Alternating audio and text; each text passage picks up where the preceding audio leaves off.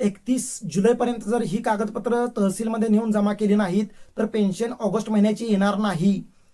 हयात दाखला 31 तारखेच्या आत जर काढला नाही तर पेन्शन बंद होणार. हयात दाखल्याची मुदत फक्त 31 तारीख आहे.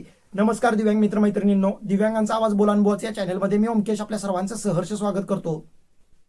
जी काय 31 तारीख ही जी काय बोंबाबोंब करून ठेवलेली आहे तर ती काय घाबरायची गरज नाहीये. लक्षात घ्या, घाबरायची गरज नाही आहे. मागच्या व्हिडिओमध्ये मी सांगितलेलंच आहे तुम्हाला की पेन्शन जी काही मागची 2-3 महिन्याची आलेली नाहीये तुमची तर ती काय येणार नाहीये त्याच्या बाबतीत सांगितलेलं आहे. पण इथून पुढे पेन्शन जर चालू ठेवायची असेल तर तुम्हाला कोणत्या गोष्टी करायच्या तर त्या बाबतीत पण मी सांगितलेलं आहे तुम्हाला. पण जो काही आज हयात दाखल्याचा प्रॉब्लेम येतोय आणि तो हयात दाखला जे काही 31 जुलै 2026 पर्यंत काढायचं म्हणताय तर ते त्याच्या बाबतीत मी खुलासा करायला आलेलो आहे. तर पहिला सांगतो, घाबरून जाऊ नका. 31 जुलै ही अंतिम मुदत नसणार आहे, मुदत वाढवून दिली जाईल. कारण अजून जवळपास 30 ते 40% दिव्यांगांची हयात दाखलं काढण्याचं काम झालेलं नाही आहे. ते मग विविध कारणांनी असेल, म्हणजे त्यांची त्या योजनेमध्ये त्यांचं नावच दिसत नाही आहे, त्यांचं वय झालेलं आहे किंवा त्यांचं वय दाखवत नाही तिथं, ते त्या योजनेतून त्यांची नावच डिलीट झालेली आहेत. त्या दिव्यांगाची नावं श्रावणबाळमध्ये गेलेली आहेत, काही दिव्यांगांची विधवा पेन्शनमध्ये गेलेली आहेत, काही दिव्यांगांची अनाथांच्या मध्ये गेलेले आहेत. असे भरपूर साऱ्या घटना घडलेल्या आहेत आणि त्या सगळ्या सॉल्व्ह करायला थोडा सरकारला वेळ लागणारच आहे. याच्या बाबतीत कोणतंही दुमत नसलं पाहिजे. आता लक्षात घ्या, तुमचा हयात दाखला निघत नाही आहे म्हणजे हयात दाखला तुम्ही सगळं तुमचं क्लिअर आहे. तुमच्या तहसीलला तुम्ही सगळी कागदपत्र जमा केलेली आहेत. तुमचे आधार कार्ड असेल, तुमचं UDID कार्ड असेल, म्हणजे तुमचा अपंग दाखला असेल, bank passbook Xerox, ration card असेल, परत उत्पन्नाचा दाखला असेल, या सगळ्या गोष्टी कागद जमा केलाय तुम्ही. पण तरी सुद्धा तुम्हाला जर पेन्शन जमा होत नसेल किंवा तुमचा हयातीचा दाखला निघत नसेल तर याच्यामध्ये चूक सगळीच्या सगळी तहसीलचीच आहे असं काही नाहीये. लक्षात घ्या. तर यामध्ये चूक आपली सुद्धा आहे. म्हणजे ज्यावेळेला 2010-11 साली आधार कार्ड काढायचं चालू झालं तर त्यावेळेला आपण जे काही आधार कार्ड काढलेलं आहे त्यावेळेला आपण अगदी निरागस छोटे लहान बाळ होतो आपण, आणि आता आपण मोठे झालेलो आहोत, बरोबर आहे ना. आणि 6 महिन्याने आपला चेहरा पट्टी असेल किंवा आपल्या जे काही बाकीच्या ज्या काही गोष्टी असतात तर त्या बदलत असतात. तर तरी पण बघा, आता 10-11 म्हटलं तरी आता 2026 चालू आहे.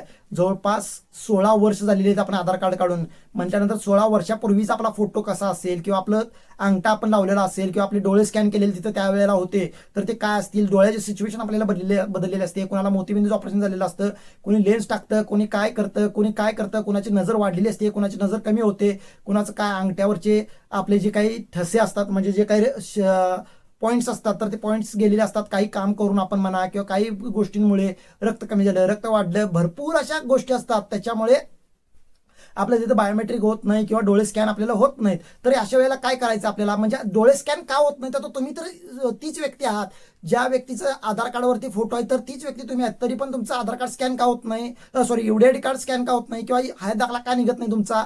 तर तुमच्या आधार कार्डवरती जुना फोटो वाटतोय किंवा दुसरा फोटो वाटतोय आणि तुमचा आता म्हणजे आता बघा, माझं 2010-11ला जर माझं आधार कार्ड असेल तर मला दाढी वगैरे काय आलेली नव्हती किंवा माझी केस अशी किंवा माझी हाईट अशी नव्हती किंवा माझ्या चेहऱ्यावरती इतका म्हणजे त्यावेळेला किती ग्लो होता. आता जर ग्लो कमी झाला असेल टेन्शनमुळे म्हणा किंवा काय गोष्टी असतील तर माझ्या चेहऱ्यामध्ये किती फरक झाला असेल. आता मी ते प्रूफ तर तुम्हाला दाखवू शकत नाही एडिट करून, पण दाखवता आला असतं तर दाखवला असतो नक्कीच तुम्हाला.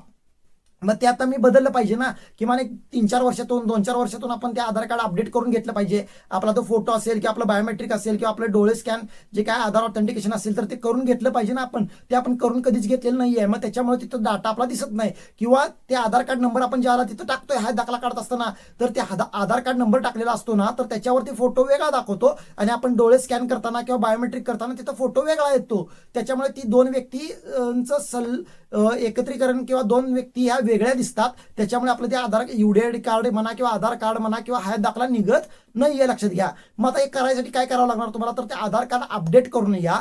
आधार कार्डमध्ये काय काय चेंजेस आहेत तर ते बदला, फोटो बदला. आपला जुना जो काही लहानपणाचा बारशातला फोटो जो काय आहे तर तो काढा आता आणि तिथं आपला आता नवीन ताजा फोटो लावा तिथं. त्याशिवाय तुमचं ते काम होणार नाहीये. लक्षात घ्या. आता हयात दाखला तर निघतोय पण तरी पण पेन्शन येत नाहीये.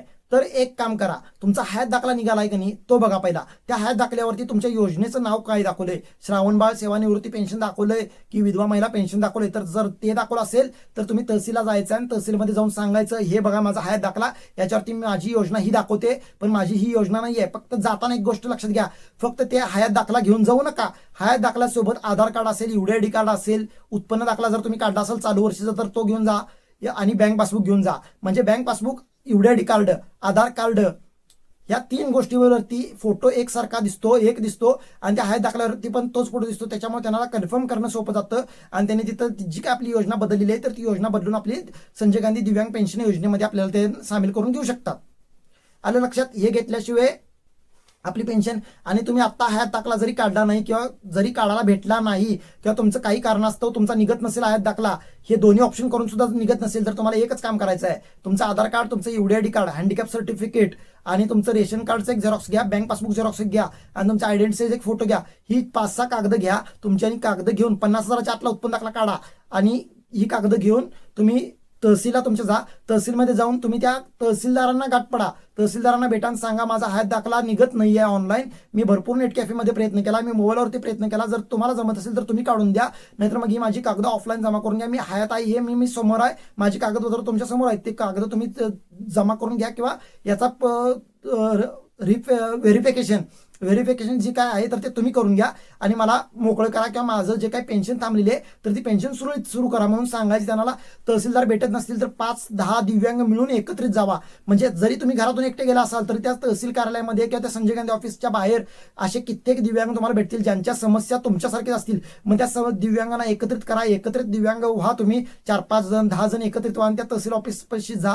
आणि जोपर्यंत मला तहसीलांसोबत तुमची गाठ घालून देत नाही, मला जोपर्यंत तहसीलांना भेटू दिलं जात नाही तोपर्यंत मी इथून हलणार नाही म्हणून सांगायचं. म्हणजे तुम्हाला तिथं गाठ घालून देतात, म्हणजे तहसील आपल्याला भेटत नाहीत वगैरे, हे जे काही समस्या आहेत तर त्या समस्या पूर्ण सॉल्व्ह होतात तुमच्या. लक्षात घ्या, हयात दाखला 31 जुलै नक्की काढा. तुम्ही वेळ मिळत असेल, तुम्हाला शक्य असेल तर 31 जुलैपर्यंत काढा. पण जरी 31 जुलैपर्यंत तुमच्या काही अडचणींमुळे, म्हणजे तुम्ही आउट ऑफ टाउन असाल, म्हणजे तुमच्या गावामध्ये नसाल, तुम्ही बाहेर असाल नोकरीसाठी वगैरे, इकडे तिकडे कोर्ससाठी वगैरे कशासाठी, तर तुम्हाला जर निघलं नाही किंवा जमलं नाही काढायला तरी सुद्धा काय घाबरण्याची गरज नाही, ते वाढणार आहेच तुमचं.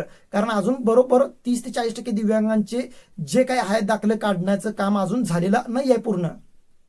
आलं लक्षात?